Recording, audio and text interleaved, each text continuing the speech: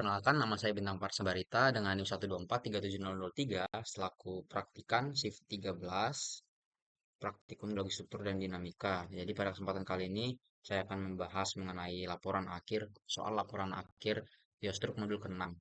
Lebih tepatnya judul modulnya yaitu struktur penyerta sesar. Langsung aja kita coba lihat dulu soalnya teman-teman. Oke, di sini laporan akhirnya hanya satu soal saja di nomor 2 ini. Kita tinjau terlebih dahulu apa aja sih data yang ada di dalam soal ini gitu. Ini sesarnya mempunyai kedudukan bidang sesar dengan arah strike-nya north 160 derajat east dan arah kemiringannya atau dip-nya itu 80 derajat. Serta terdapat data kedudukan sayap di sini dan juga tugas kita yaitu pertama membuat diagram kontur dari microvolt dan menentukan kedudukan bidang sesungguhnya. Kemudian tugas kita kedua yaitu menganalisis jenis pergerakan sesar, nama sesar dengan klasifikasi ganda melalui data sumbu mikrovolt dan dengan sesar. Oke, langsung aja. Jangan lupa juga teman-teman data-data angka-angkanya ini kita convert terlebih dahulu atau kita pindahkan ke SPS agar lebih mudah mengcopy paste-nya ke dalam software Ellipse-nya. Kebetulan saya sudah membuatnya teman-teman. Oke, ini ya. Langsung aja kita copy. Setelah kita copy, kita paste ke dalam software Ellipse. Kebetulan saya belum buka nih software-nya. Sebentar ya, kita loading dulu. Oke, kita sudah masuk ke dalam software Ellipse kita. Kita new layer dulu. Nah, jangan lupa juga teman-teman untuk mengubah deep and direction-nya ini menjadi strike right dan juga deep. Oke, ini ya. Sip, kalau sudah langsung kita paste aja ke data yang sudah kita copy di SPS tadi.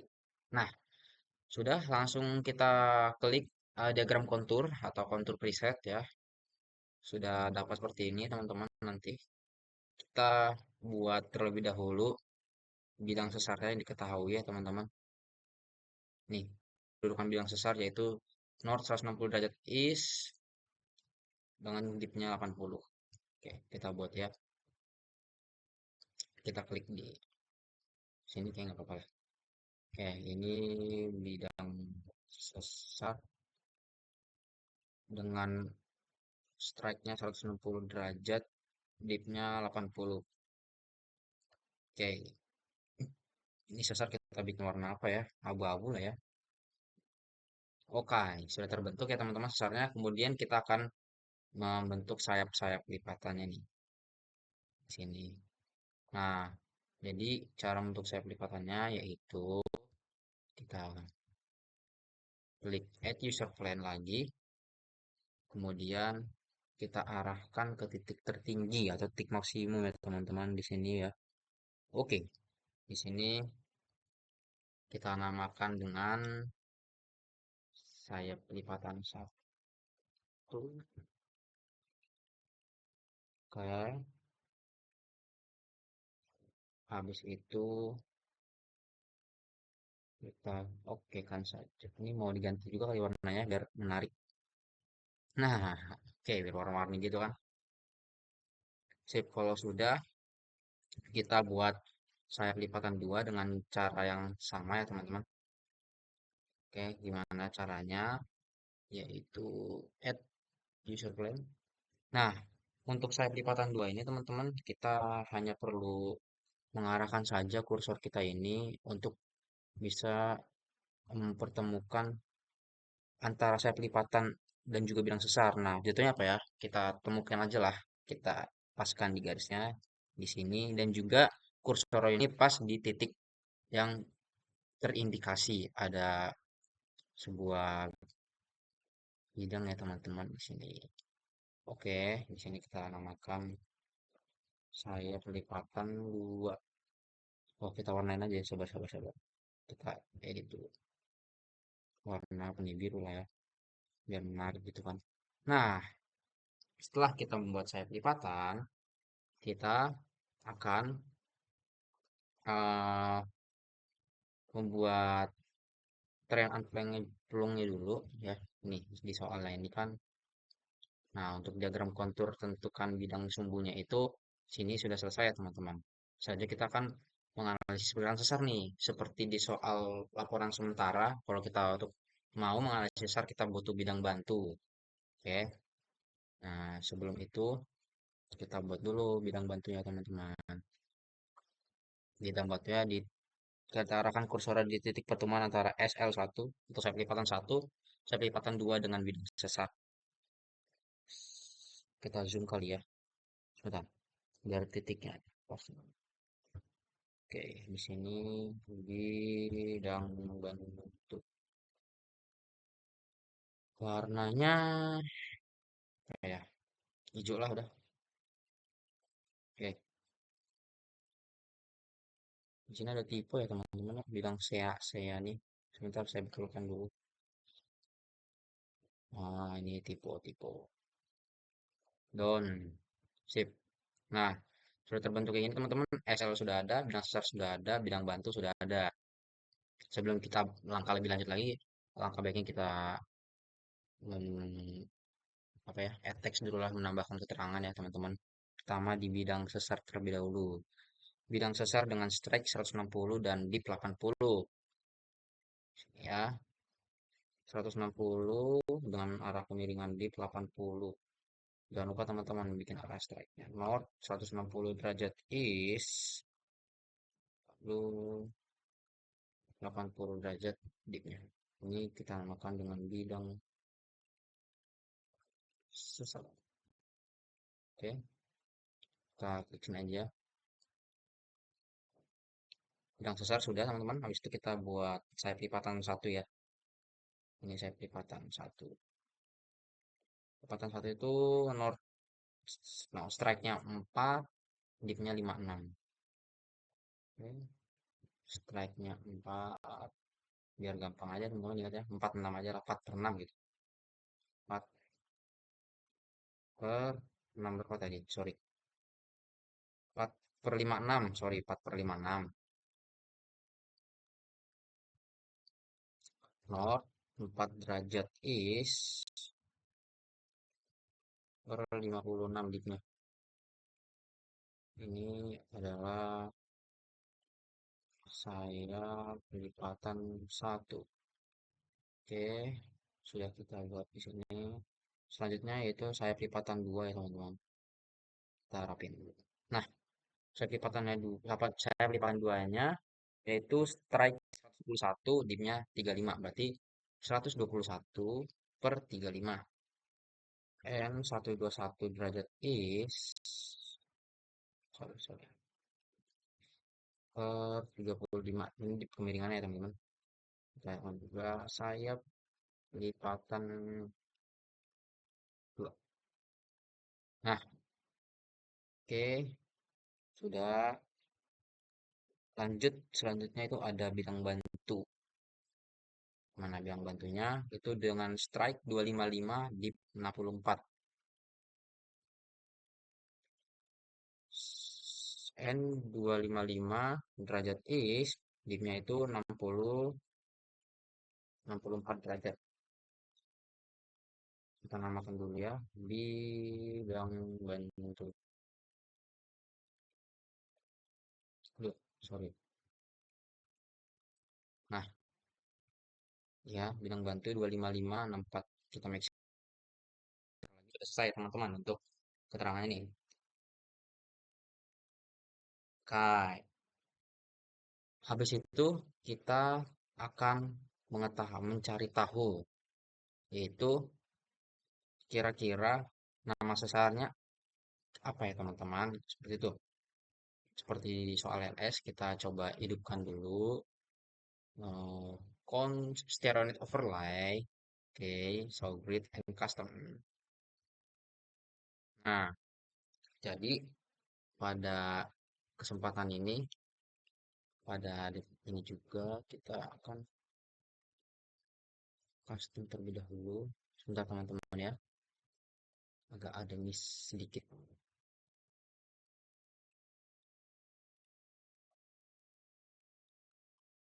Yaitu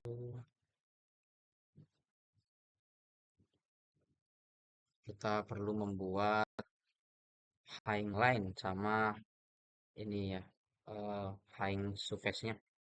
Jadi untuk hang line ini teman-teman itu merupakan garis bantu yang maksimal terhadap titik pusat. Seperti itu. Kalau salah mohon koreksi ya teman-teman. Kita buatnya dengan garis ini aja ya. High line itu dari ini kita zoom in dulu. Nah, di titik ini nih, pelengkungan maksimal titik pertemuan ini nanti kita sabar. Kita zoom in lagi. Oke, sip. Lalu kita tarik garis ke titik pusat. Titik utama kita di sini pas nggak ya? Sip. Ini dia high line kita. Ini zoomnya agak ribet ya teman-teman. Saya nggak pakai mouse soalnya.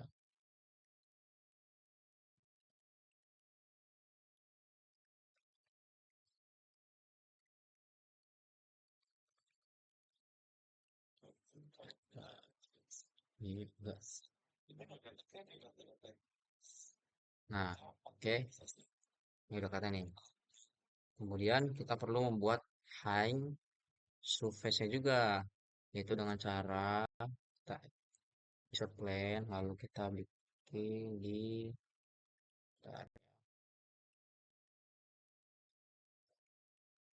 itu pertemuan antara di sini teman-teman. Dia mempertemukan titik di mana sayap lipatan bidang bantu itu bertemu juga teman-teman, saling menimpa gitu. Di sebentar agak susah ya ini kita memperkirakannya.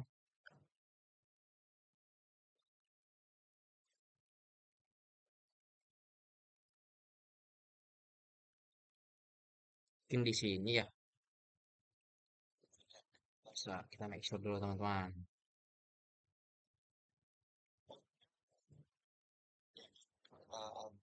Karena di surface itu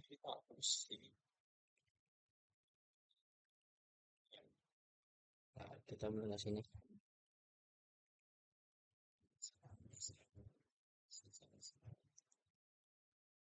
Oke, sini cukup ya. Pas itu. Sip. Kita namakan ini surface. Oke, nah hang surface sudah ada. Ini agak tertimbun gitu ya namanya jadi nggak kelihatan. Oke, nggak apa-apa langsung kita buat keterangan aja teman-teman biar langsung ada muncul kita mau tahu ini. Ini ya, hang surface-nya itu di strike 159 dan dipnya 8. 159 dan dipnya itu 28 ya. Jangan lupa kita bikin arah north 159 derajat east. Ini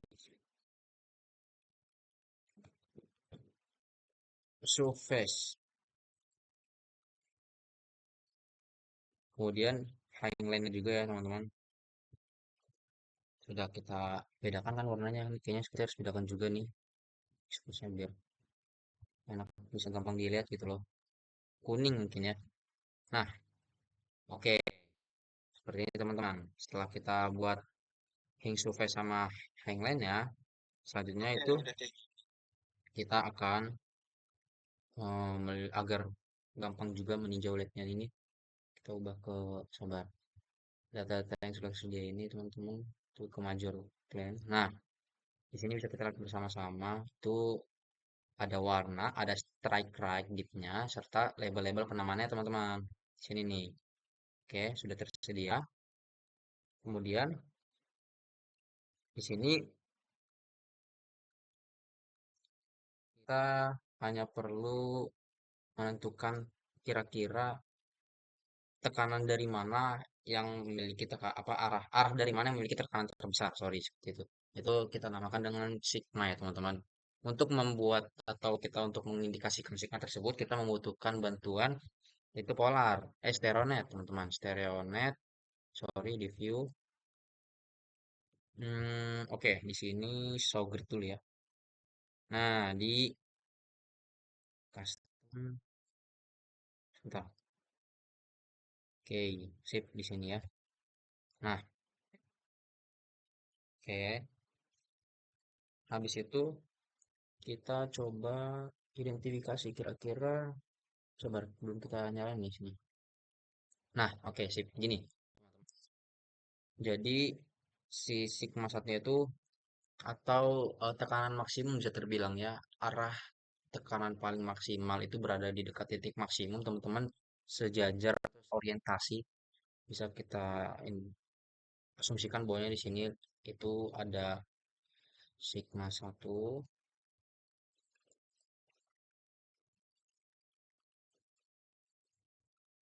kemudian di sini itu seperti biasa sigma 2 itu yang di antara sigma tekanan rendah dan tekanan tinggi itu pastinya berada dekat eh, titik pertemuan.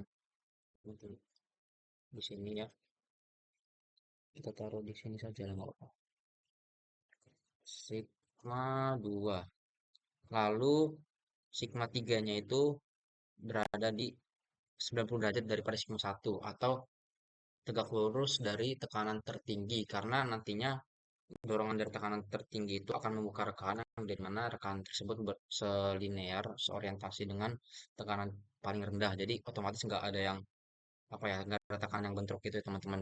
Kalau bahasa gampangnya ya, mungkin kalau salah mau dikoreksi. Jadi dapat kita aplikasikan bawahnya di bawahnya di sini tegak lurusnya.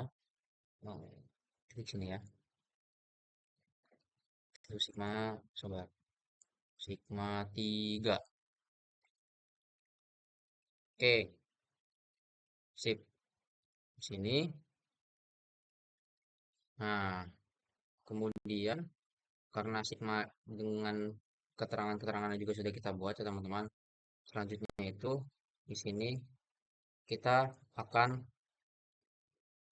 mengetahui nih kira-kira sigma satu sampai 3 ini memiliki eh, trend and plungnya berapa. Nah, cara kita mengetahui trend and plungnya itu berapa ya teman-teman, di sini harus kita ubah terlebih dahulu, yaitu si eh, keterangan garis saya ini at plan-nya. Kita coba mana nih? Sigma, sigma, sigma. Coba ganti-ganti terlebih dahulu ya. Nah, di sini nih condition kita ubah dulu ya teman-teman semuanya ke trend and plung. Sorry, sorry, salah salah. Trend and plung. Ini juga udah kan trend and plung semua ya teman-teman. Nah, oke, disinilah kita dapat mengetahui nih. Kita arahkan kursornya saja ke titik sigmanya ya teman-teman. Nah, di sini dapat kita indikasikan bahwasanya sigma satu di trend and plung 70 dan 5. Kemudian sigma 3 itu ada di 13 dan 57, dan sigma 2 itu ada di 155 dan 22. Seperti itu, teman-teman. Atau nanti coba kita buat terlebih dahulu. Sebentar.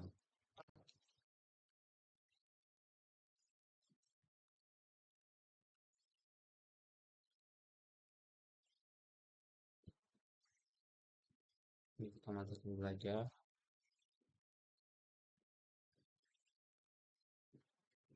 biar nggak terlalu banyak ya pol-pol di bawahnya ini.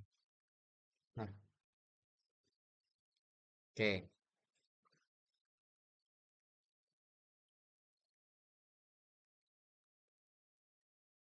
Di sini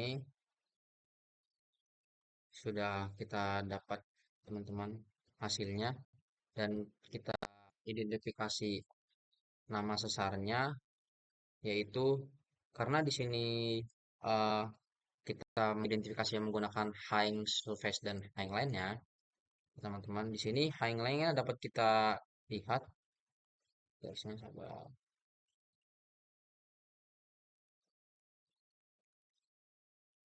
memiliki,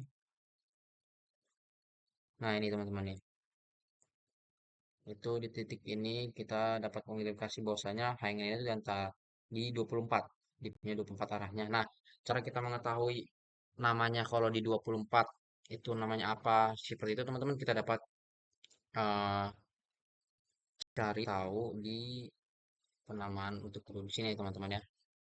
Penamaan untuk kedudukan di Patan itu analisis jurnal terkait oleh Pleuti. Pleuti mana ya? Diksi yang benar. Pleuti 1964. Coba kita cari ya. Sini sepertinya ada. Nah, sini teman-teman. Oke. Ntar kita buka terlebih dahulu ya, biar kita sama-sama menilai. Nah, ini ya, kita zoom nih. Aduh, dulu. Sorry, sorry, sorry. Nah, oke. Di sini kita melihat kemiringan bidang sumbunya itu, sebentar teman-teman,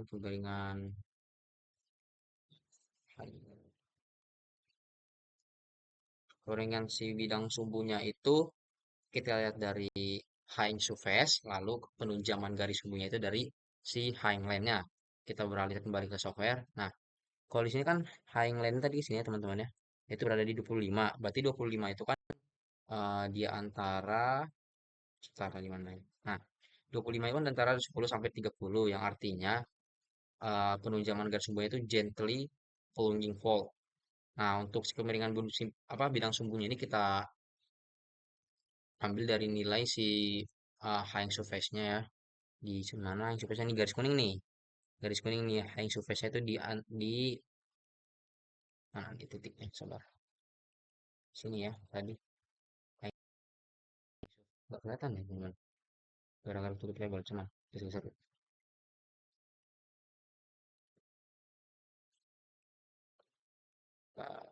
Nah, di sini nih.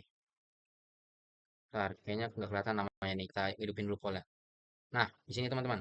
Ini high surface-nya. Di mana high surface-nya ini. Nah, di sini mana sabar ya.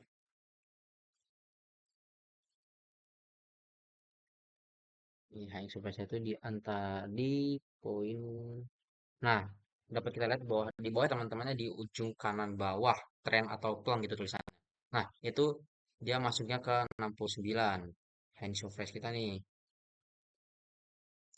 Ini tren unplangnya ya teman-teman. Kalau ini kan strike and dip-nya ya. Kita nggak berpaku sama ini nih. Kita melihat dari si high surface-nya itu 69. Di mana 69 ini berarti masuk ke antara 60 sampai 80 atau steeply inclined fall. Oke. Jadi dapat kita simpulkan bahwa kemiringan bidang sumbunya itu steeply inclined fall serta penunjaman garis sumbunya itu yaitu gently downward. Nanti kita langsung aja ya penamaannya kita buat di text. Kita baca ini teman-teman di sini. Oke. Sorry jadi lupa lagi namanya tadi apa. Nih nggak bisa kita salin ya. Nggak steeply inclined fall. Steeply inclined fall bener ya inclined fall. Inclined fall. Oke, fold ya teman-teman, sorry, fold.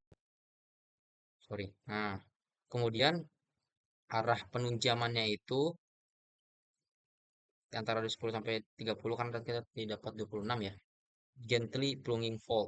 Gently. Gently plunging fall. Oke, sip, sudah dapat sini. Ini nama nah ini nama sesar dengan klasifikasi gandanya teman-teman antara klasifikasi apa kemiringan bidang sumbu serta penunjaman garis sumbu. Nah, jadi sekian ya teman-teman presentasi saya mengenai laporan akhir geostruk modul ke-6. Jadi cukup sekian yang bisa saya sampaikan. Jikalau ada kesalahan mohon dikoreksi. Saya akhiri. Terima kasih atas attention dan watchingnya.